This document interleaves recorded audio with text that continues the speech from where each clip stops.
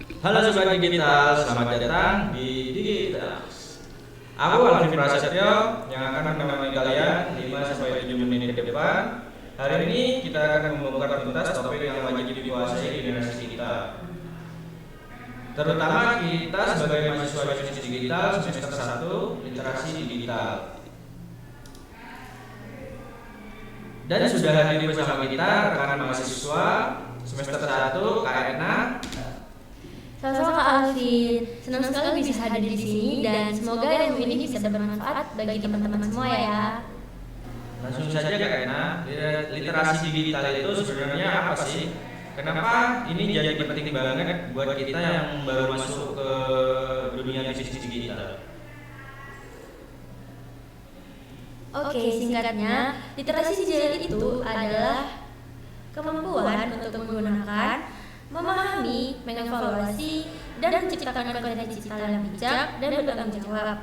Bagi kita di bisnis digital itu krusial sih Kak, karena kita itu nggak hanya perlu tahu cara menggunakan tools digital, kita perlu tahu mana informasi yang valid untuk riset pasar, bagaimana berinteraksi dengan konsumen secara etis, dan yang paling penting, kita harus menghindari penipuan dan hoax yang bisa merusak kredibilitas dan reputasi bisnis kita.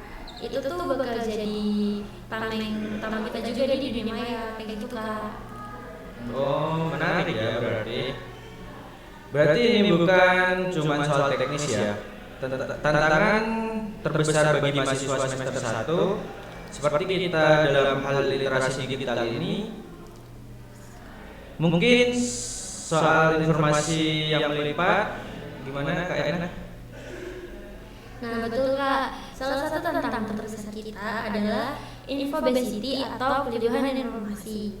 Kita dibagi data setiap hari dan kita itu harus pandai memilih dan juga memilah. Nah, cara yang paling mudah itu kita harus cek 3 hal sebelum membaca atau meng-share hal tersebut. Yang pertama, siapa sumbernya? Yang kedua, apakah ada sumber lain yang mendukung? Dan yang ketiga, kapan informasi tersebut dipublikasikan? Seperti itu Kak Alvin. Wah, penting itu. Bicara soal bijak, bagaimana dengan etika digital? Kadang netizen kita suka lupa diri saat berkomen Kak. Gimana Kak? Nah, jadi etika itu kan fondasi. Kita itu harus selalu ingat prinsip apa yang kamu enggak, itu yang bakal kamu pertanggungjawabkan Kak.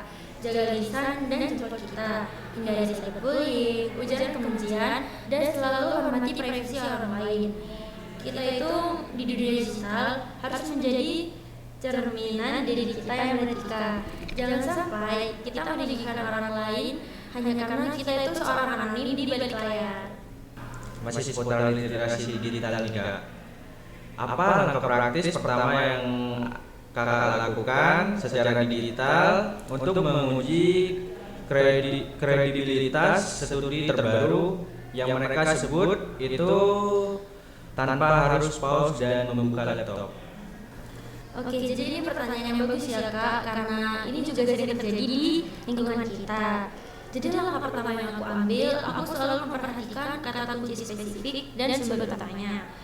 Aku itu bakal fokus ke siapa yang mengeluarkan studi itu. Apakah itu dari lembaga penelitian resmi, universitas, atau lembaga swasta.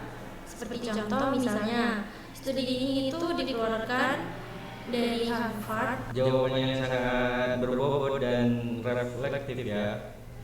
Itu menunjukkan bahwa audiens kita tidak hanya mendengarkan, tetapi juga berpikir kritis tentang apa yang mereka konsumsi. Oke, sebelum kita tutup, bisakah Kak Erna berikan 3 tips praktis tentang literasi digital yang bisa langsung diterapkan teman-teman hari ini? Oke, boleh banget nih Kak. Jadi 3 tipsnya, yang pertama itu kuatkan keamanan akun. Sering-sering aja ganti password secara berkala dan selalu gunakan two-factor authentication untuk setiap akun penting. Jangan males ya Alvin.